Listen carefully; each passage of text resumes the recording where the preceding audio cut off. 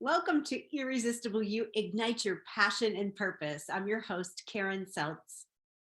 We're going to share about a topic tonight that is so important, especially nowadays. It is how to reset your autonomic nervous system. And essentially, what you're going to learn to do is to engage and call online the parasympathetic nervous system. And that's the one that says, everything's okay. I can relax. How does that sound? This topic is near and dear to my heart. I have suffered from anxiety and depression in the past, and I know that there is an epidemic worldwide, and especially in the United States, that almost all illness and disease can be traced back to stress or the inability to process and deal with stress. And I want to talk about the physiological ramifications of this. And then we're going to get to some release tactics that are super duper simple. Your children can do them probably better than you, actually. It's kind of like technology, right?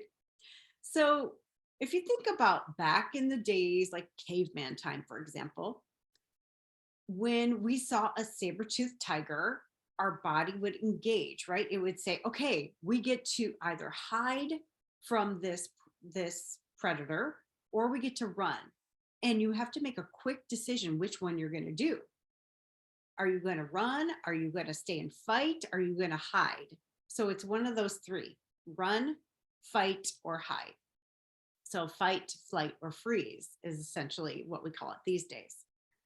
And nowadays, we have so many things coming at us that our sympathetic nervous system is processing as life and death. And maybe it's rejection. Maybe your boss is upset with you, or you think your boss is upset with you. Maybe she just calls you to her office and you think, because you're reminded of something that happened in the past. And that's the problem with the way our fight, flight, or freeze system gets activated. It all stems from the subconscious mind. And the subconscious mind only thinks in the present tense. So when you get triggered by something that's happening right now, the subconscious mind is thinking that something that happened in the past is happening now, usually. And so it's like going through your Rolodex. Okay, does this situation remind me of anything unpleasant or difficult that I've experienced before? And if it finds something, it automatically starts that process, the fight, flight, or freeze process. And you might be responding to a hypothetical. In fact, most of the time you are. So Course in Miracles says we are never reacting to what's right in front of us. We are always reacting to something that happened in the past. Well, it's like that too.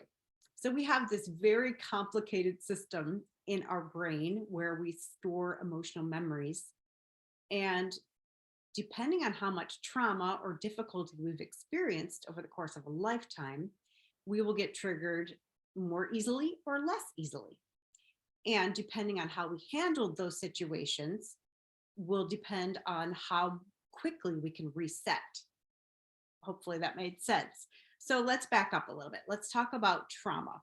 When we experience a difficult or traumatic situation, our brain stores that information in high def.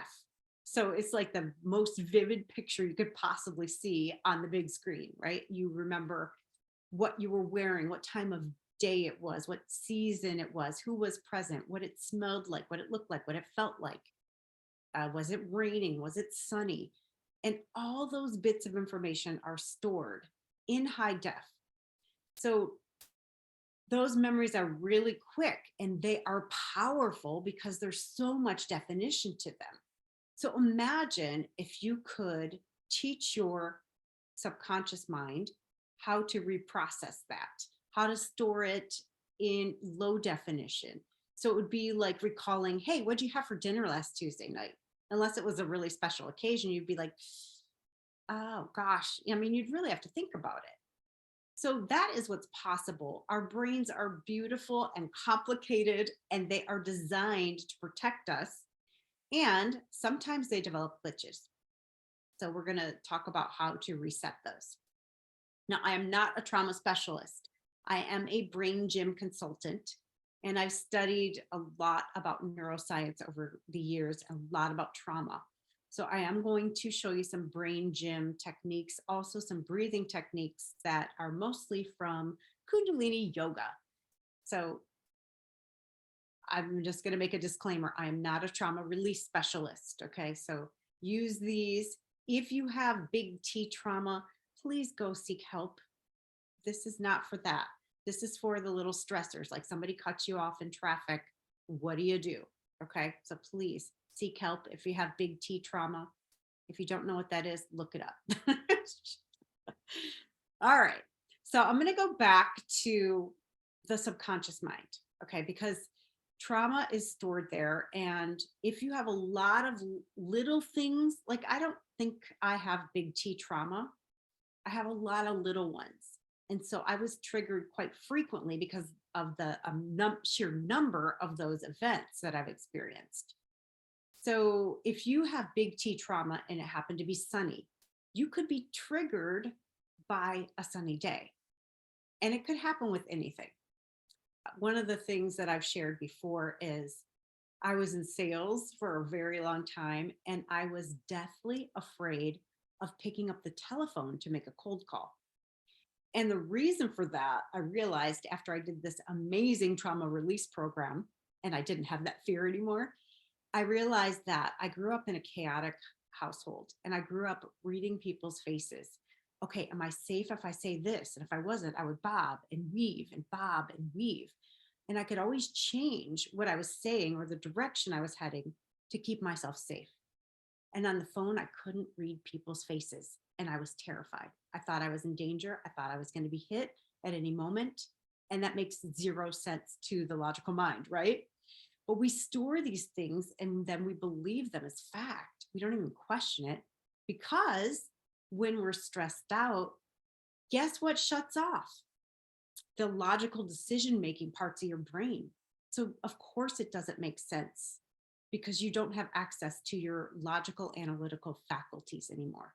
Your body is prepared to fight or run or hide. None of that involves making decisions. I mean, one decision and then you're done. So a lot of our responses to traumatic things do not make sense. And another thing, this is kind of an aside, but when men and women argue or fight and they're like heated, anytime we're in that fight or flight state physiologically, our non-dominant hemisphere of the brain shuts off. We don't have access to it anymore. So if you think about traditionally, most women are right-brained. They're logical, not logical, they're emotional, they're creative. And men are mostly left brain dominant, which is the logical, analytical. So they are completely missing each other when they're fighting, because women are coming from, I don't understand how that makes me feel. And he's like, well, that makes no sense. And doesn't have access to his feelings. So if you're ever in an argument with somebody who has a different dominant hemisphere, brain hemisphere, my suggestion is do some of these things that I'm going to show you in a little bit before trying to communicate, because you're just going to miss. You're not going to make any sense. It's like speaking Mandarin to someone who only speaks English. Like, you're not going to understand each other. You're speaking different languages. So let's go back. All right. So when we get triggered, what happens to the body when we get triggered often is the long-term growth and the maintenance and repair functions of the body completely shut off. It is not time to go to the bathroom if you're being chased by a tiger. You're not going to stop and go to the bathroom. It's also not time to grow a baby. Think about it. So people that have trouble conceiving, they're probably stressed out a lot. It's also not time to digest a meal. So people with digestive issues, intestinal issues, constipation, IBS, all those things. Most likely it is because you are stressed and that the parasympathetic nervous system has not come online frequently or enough. All right, does that make sense? So if you're triggered and in fight or flight 70% of the time, your body doesn't even have time. Usually, even when you're sleeping, your subconscious mind is trying to figure out all the stuff that happened in the day. And the other thing is, because the subconscious mind thinks in the present tense, if you did something, say 10 years ago, and you keep beating yourself up for it, and you say, gosh, why didn't I wish I could do it over. The subconscious mind, when you get triggered and it reminds it of that event, it is calling for an action. That's what fight or flight is. It's an action. And it wants you to take an action on something that happened 10 years ago, which is simply not possible, which puts you in this loop of crazy. And you can't solve that. So when you give your subconscious mind a target, when you tell it what you want, it will work to solve that for you.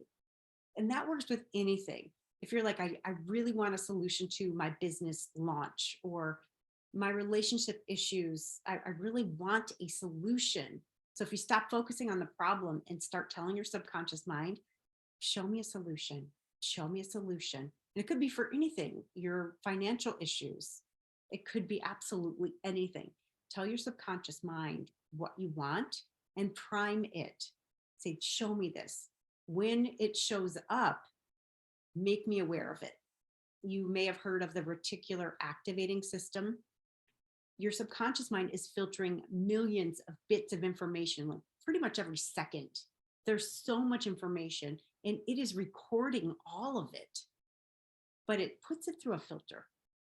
And that filter is what you tell it to look for. So the example that's used most often is when you're looking for a new car. Say you want a yellow Volkswagen Bug. All of a sudden, when you go out, you're going to see all the yellow Volkswagen Bugs that you never knew were there before. You were thinking, I thought I was the only one that was going to have one of those, but you'll see them everywhere. That's because you've told your subconscious mind, your reticular activating system, this is important to me. Pay attention. So it's the same with anything. So when you want to feel calm, tell your subconscious mind, show me when I'm getting upset so that I can calm down, so I can self-regulate. Because most of the time we don't even notice it. We think it's our normal state to be that way, to be stressed out or to be angry or to be clenching our jaw. So you want to start to become aware of the things that you do that are your indicators that you're stressed out. Now, I used to work for this guy named Dr. Don Wood at the Inspired Performance Institute, and he's absolutely brilliant. His program is called the Inspired Performance Program, TIP, and it releases trauma and it teaches your subconscious mind how to release trauma while you sleep. So it's 100% brilliant. So go look it up. I'll put the link in the show notes, but it's absolutely brilliant. And I don't remember why I brought him up. That's the beauty of live. Oh, well, it'll come back to me in a minute. I learned a ton working from him and doing his program. So I highly, highly, highly recommend it. He works with high level athletes to get them like to the most elite that they could be. Also different type of trauma survivors, like the Boston Marathon bombing. He works with survivors from there and vets and people like that. So anyways, look it up. It's incredible. That's an aside. Here it is. I found it. He invented a device. I'm not sure if he's marketed it yet, that actually predicts a panic attack a full hour before it happens. Now, if you've ever experienced a panic attack or anxiety attack, or you know someone who has, they will say, or you will say, it came on just like that, no warning. Well, physiologically, there are signs in the body an entire hour before it actually, you actually go into the, or whatever you do. And he was trying to get this put on the Apple Watch for certain people that wanted it. It's brilliant. So there are signs in the body. Make sure you tell your subconscious mind to look for them so that you can start doing these tactics prior. As soon as you get any warning sign, you're like, whoa, danger, danger, Will Robinson. All right, I'm dating myself. But you get to go a different way. So part of my history is collecting certifications. And my reason for that was because I really didn't feel like I knew enough, because inside I felt like I wasn't enough. So I collected all these certifications so I would know absolutely everything, so nobody could stump me and I wouldn't look stupid or whatever, which was the story of my childhood. And one of these certifications is absolutely brilliant. I love this. It is physiologically based and it is called Brain Gym, like let's lift some weights, gym. And it was invented by a man who suffered from dyslexia growing up. And he was told that he was stupid, but his brain just functioned differently. And he did tons of research and he started doing these simple physical movements combined with some of the Chinese energy system, like the meridians of the body, which are very brilliant. And he developed this way to rewire your brain for brand new behaviors, such as I read with ease and remember everything. Or it could be my golf swing is amazing. I don't know, not that because that's too general, but when I swing the golf club, the ball goes exactly where I had intended, something like that. Gets to be specific. So part of these movements, some of them are ways to reset the nervous system. And when you use them in conjunction with an intention, a very strong intention, you can literally rewire your brain in a matter of moments, minutes, seconds.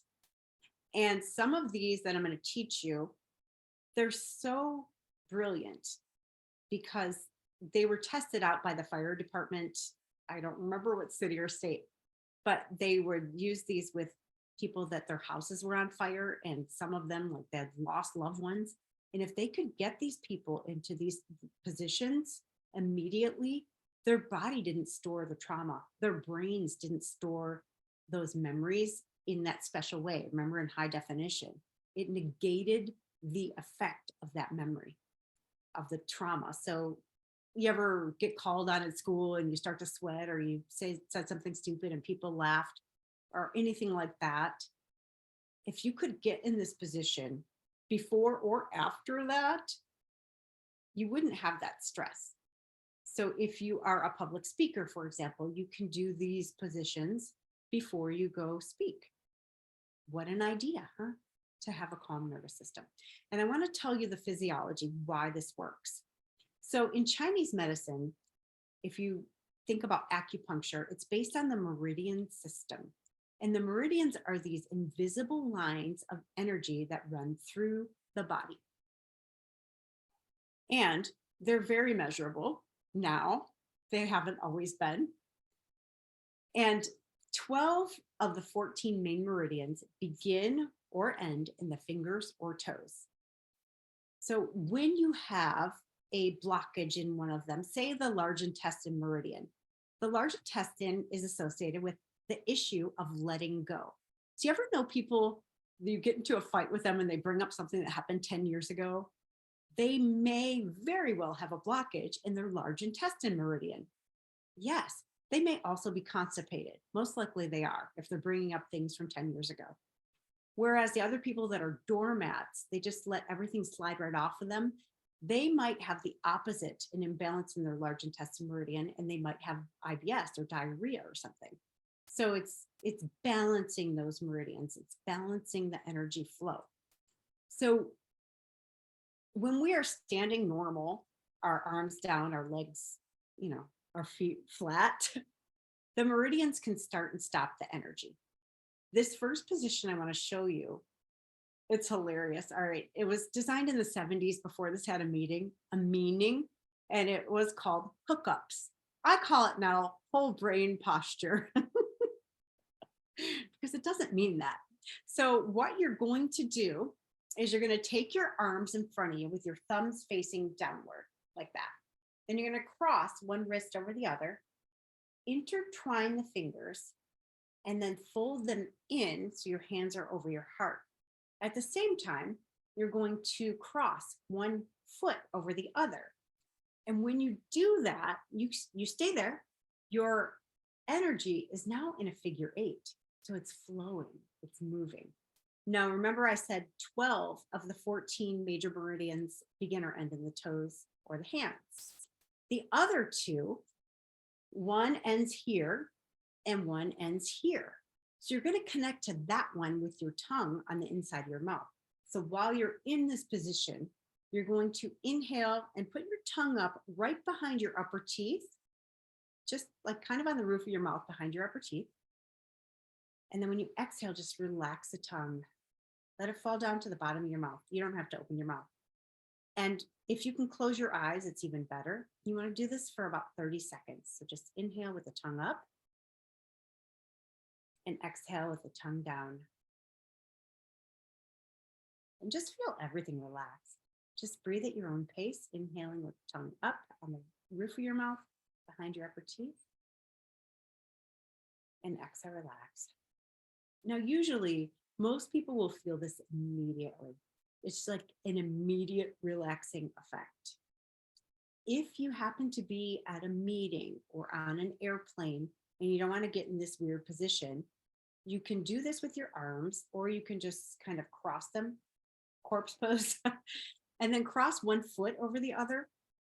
Actually, don't do this with your arms. Cross one foot over your knee and then grab your toes with one hand and your ankle with the other. So you're still in that position, but it doesn't look so weird. So you're just kind of crossing your arms on your leg. So if you can, grab your toes and then your ankle or shin. And then the second part of this is you uncross your feet and then touch your fingertips gently together.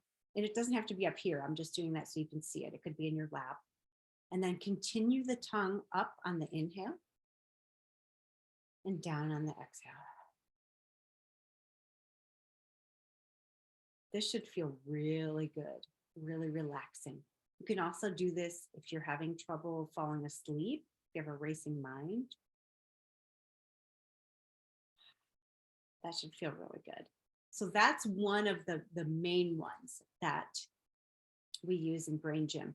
The other one is up here, and these are called positive points. And you want to go straight up from your pupils between your eyebrows and your natural hairline. I say that for the men. I'm all crooked because I'm looking in the camera. I'm just going to do it without looking. That looks really crooked. So you're going to find it's essentially like there's these divots that you're going to find. And if you're really sensitive, you can use 2 or 3 fingers. You can start to feel the pulse. And sometimes when you first start, it's really uneven, like it'll, and then it will even out and usually slow down. These are neurovascular holding points, and they're all points that are on the head. And you're going to want to hold those for 30 to 60 seconds as well. And just close your eyes and breathe. These are positive points, and play with it. If you are hydrated enough, you can play with this and try to hold a negative thought while you hold these. Like, it's really hard. After a while, your mind will drift to something else, and it's kind of fun to play with. So do that. One of the other ways that you can reset is through breathing. Now, when we are stressed out, think about a panic attack, or when you're angry, it's like you're breathing up here in the chest, and it's shallow, it's quick. So anytime you slow down the exhale, you make the exhale longer than the inhale, it signals to the parasympathetic nervous system. Remember, that's the one that says, oh, it's okay. The threat is over. It signals that everything's okay. So I do this one called 4, 5, 6, which is a very slow, you're telling your subconscious mind, okay, I'm going to slow down my breath. So you're going to inhale for a slow count of 4. Hold it, and you're going to hold for 5. And then you're going to exhale slowly for 6. It could be out your nose or out your mouth. Now, if that's not your pace, you can just count your inhale. So maybe it's 7, and then add 1 to the hold it. So you can hold it for 8, and then you're going to exhale for 9. So whatever works for you. Let's do a 4, 5, 6 together. So inhale, 2, 3, 4. Hold, 2, 3, 4, 5. Exhale, 2, 3, 4, 5, 6. And you can do that a few times until you feel normal, whatever that means. You want to establish a new normal, get rid of the old stressful normal and establish something new. When you feel calm, when you feel present, when you have access to your logical mind again, then you'll know. And usually you could tell in your body. So play with those 3 things and let me know how it works, because those are amazing. I have some other breathing techniques that I could show you really quickly that are really good to calm the mind and to really work on the body as well. One is pretty advanced. It's from Kundalini Yoga. It's called Breath of Fire, and it looks really funny and it sounds funny. So you're going to want to do this in private. But to teach it, we usually have people stick their tongue out and pant like a dog. And at the same time, I'm going to turn sideways because you need to see my stomach, or I could just push this down. You're not worried about the inhale at all. You're not concentrating on it. On the exhale, you're pulling your abs in as hard as you can. So it's like, and then once you get that down, you're going to do it only through your nose. So look at my stomach. Woo, I'm going to fall over. So it's pumping. And when you pump your stomach like that, amazing things happen in the body. Now, Kundalini, the shortest period of time they do that for is 3 minutes, which is like forever when you're starting, depending on what you do for your ab workouts. But it's a long time. And it is one of the quickest ways to reset your entire system. Like resentment, getting rid of resentment is a really great one for that. And if you want to be full on Kundalini, you take your finger pads like that, like your fingers to your finger pads, and then you take your arms up to like a 60-degree angle, and then you do it with your eyes closed, hold your arm there, and you go. I hit the hand. Anyways, you're going to do that. And then some other things you can do, you can look up any type of meditation. You can just get quiet, breathe. Slowing down the breath is a very quick and easy way to release the stress. That's what you want. And you can also dance to your favorite song. Dance, dance, dance, shake it out. Stomp up and down, get some movement. Movement is super great for stress because you're not going to be going crazy if there's a predator there. You're not going to be dancing, are you?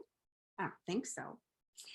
So I hope this supported you. I'm sure it did. Make sure you try these things, share them with your loved ones, because what a difference it makes to have these tools in your tool belt that you can pull out whenever you want. I think it's amazing. So thank you so much for watching. I appreciate you. Have a beautiful week. I will see you here next week. I'll see you right here. Thank you so much. And share this if it was helpful for you.